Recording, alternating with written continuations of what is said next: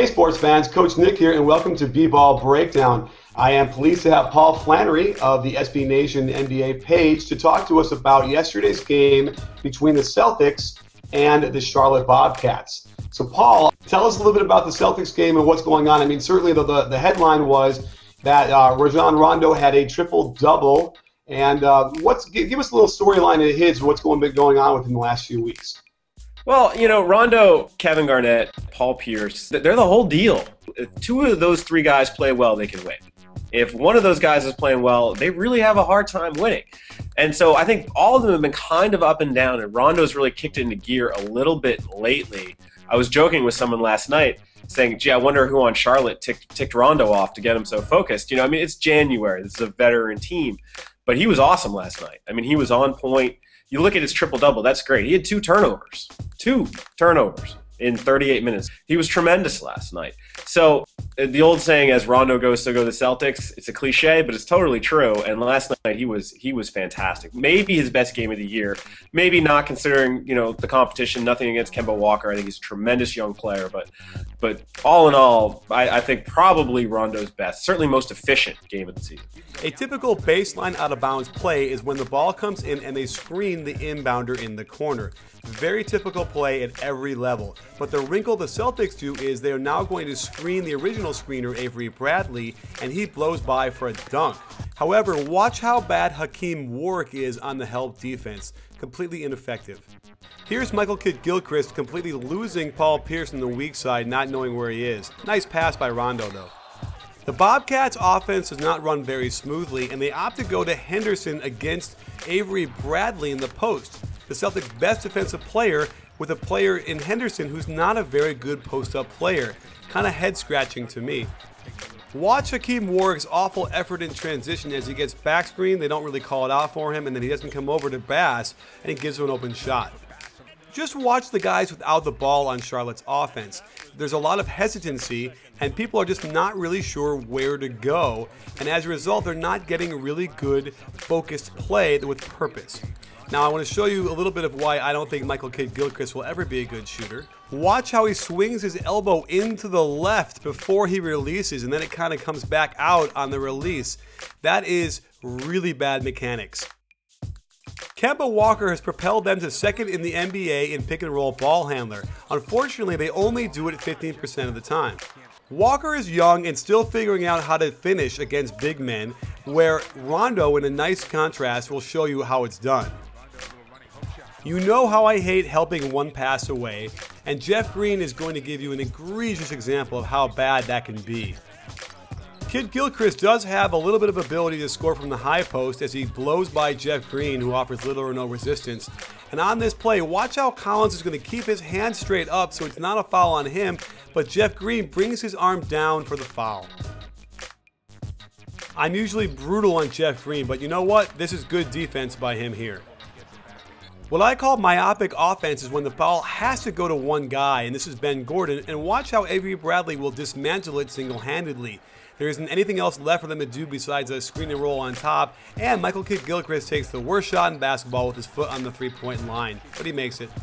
Here's a nice horn set by the Celtics where Rondo goes through the strong side, and Bass will down screen, then get a screen himself. Wide open jumper, shocking that he misses it. When they get the rebound, watch how Biyombo gives a little push to Garnett. He can't make that shot. The old pro trick. While Boston was missing easy shots, the Bobcats made a run on the Celtics by making shots like these. And there's Warwick again, hitting another tough shot with good defense by Bass.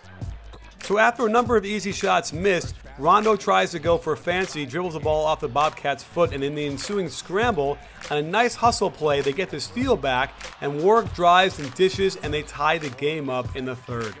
Here's where the wheels fell off. Ben Gordon appears to be playing a zone. However, you can't leave this much middle open in a zone. They're not in the right spots, and Sullinger takes advantage. We've shown the value of the screen and then the re-screening of the ball, and there Kevin Garnett gets them to switch on that second screen. When they attack with Rondo on Haywood, it's an obvious advantage for the Celtics, and Rondo shows everybody in the building how it's done. Here is some great screen and roll defense by the Celtics as Garnett hedges high and Rondo can get around him without running into him. They rotate and help, and there's Garnett throwing the ball away off of a good rebound. The Bobcats set it up again, and on the pick and roll on the sideline, once it gets back to Sessions, you'll see that Rondo's footwork gets crossed up as he's trying to force him back to the baseline, but it's too late. Sessions goes right by him, but it must be really nice to have Kevin Garnett back there to pressure the shot. In contrast, watch Warwick try and hedge and do a lousy job at it as Rondo is able to split, get to the hoop with a nifty assist. And lastly, this Charlotte Bobcat offense is pretty indicative. Guys don't really know where to go, the timing is off, guys are having to point out where to go. It's just not the way you want to play basketball at the offensive end in the NBA. And as a result, the Celtics are all over this, force a bad shot, and this game is pretty much over. Well, lastly, what do you see as far as the Celtics are concerned in terms of their seeding for the playoffs? Where do they have to be to make this run if they're not going to trade and they're going to keep this nucleus together, obviously for a championship? Where do they have to be in that seeding?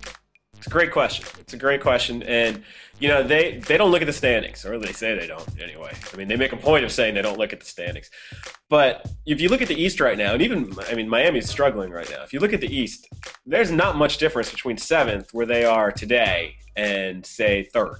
There really isn't. They've got an interesting take on this. If they figure if they have to play Miami, they'll play Miami whenever. They'll play them in the 2nd round. They'll play them in the 3rd round. They'll play them in the 1st round if they have to. So they're not worried about that. For me, I would do everything I possibly could to avoid Chicago. So Chicago historically has been a horrible matchup for them because they're so big, and because Tibbs knows everything they're going to do. Probably before they do it. I mean, they know everything they're going to do too. But Luol Deng has always played Pierce well. Their bigs are a tough matchup. You don't know about Derrick Rose. I would avoid Chicago. Home court, you'd like to have. You would like to have it. But they were the 4th seed last year, and they had home court until the conference finals. And yeah, they got lucky. Derrick got hurt, and Philly was able to win that series. I don't think they're really all that concerned about a seed. I think it would be to their benefit to be in the top 3, certainly. Get the home court in the 1st round. Don't make it harder on yourself than it needs to be. But I don't think it really matters all that much.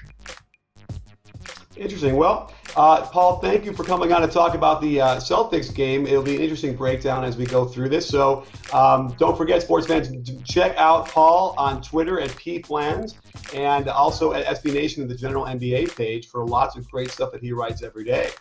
Thanks for coming on, Paul. Anytime. Thanks for having me.